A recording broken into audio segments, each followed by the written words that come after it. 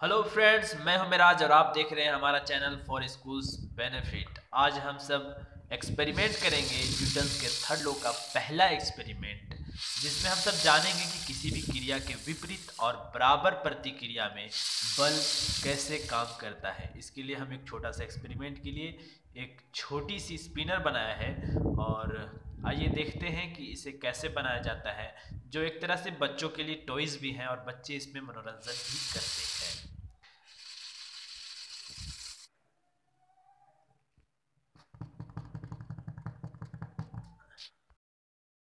बनाने के लिए जो हमें सामग्री की जरूरत है वो मैं बताता हूँ कि एक थिन स्ट्रो, पतली स्ट्रो जो बाजार में आपको बहुत सस्ती मिलेगी, ये एक लगेगा, और एक मोटी स्ट्रो लगेगी, और ये एक मोटा स्ट्रो लगेगा, और एक कैंची, एक पंचिंग मशीन, और एक माचिस, और एक नोच प्लायर, पतली नोच प्लायर रहेगी। और अब हम बनाने के लिए मोटे स्ट्रो को 3 सेंटीमीटर काटेंगे। 3 सेंटीमीटर कट जाने के बाद इसका आकार कुछ इस तरह होगा, और इस आकार पे काटने के बाद हम इसको दो चरण में बनाएंगे।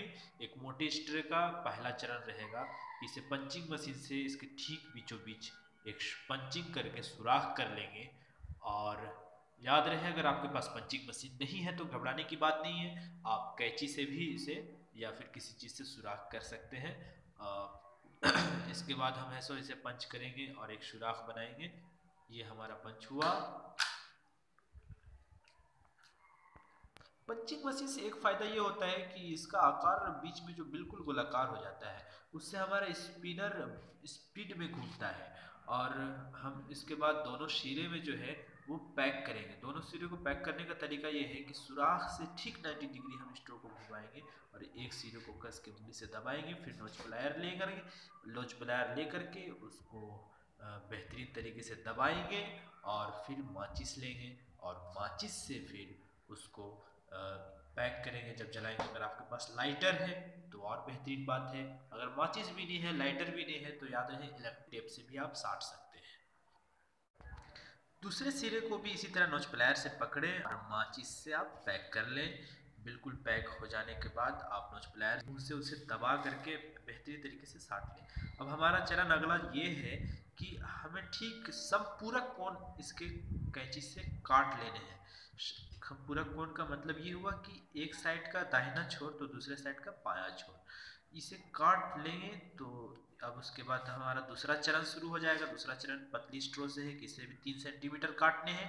3 सेंटीमीटर काटने के बाद अगर आपके पास पंचिंग मशीन है तो उसके ठीक हो आप पंचिंग मशीन से काट लें कोने को। याद रहे, अगर पंचिंग मशीन नहीं है तो ये कैंची से आसानी से कट जाता है। इसे इसके कोण को काटने से ध्यान से देख लें आप, काटने का तरीका सिर्फ एक साइड है, बीचों बीच में या कहीं अलग तरीके से ना काटें।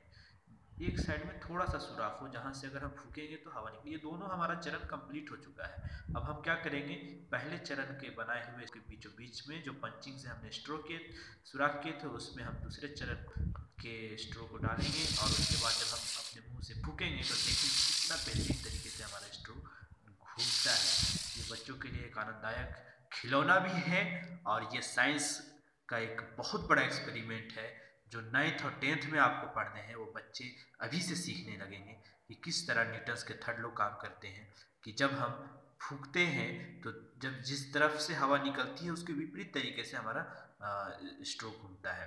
तो इसी तरह हमारे वीडियोस को देखने के लिए हमारे चैनल को सब्सक्राइब करें, वीडियोस को लाइक करें, और हमारे इस तरह के वीडियोस को अपने दोस्तों तक व्हाट्सएप के ज़रिए, फेसबुक के ज़रिए और हर तरीके से शेयर भी करें, ताकि हम आप तक इसी तरह की वीडियोस पहुंचा रहे हैं। और बताएं कि हमारा वीडियोस कैसा लगा, और अगले वीडियोस का आप इंतज़ार करें।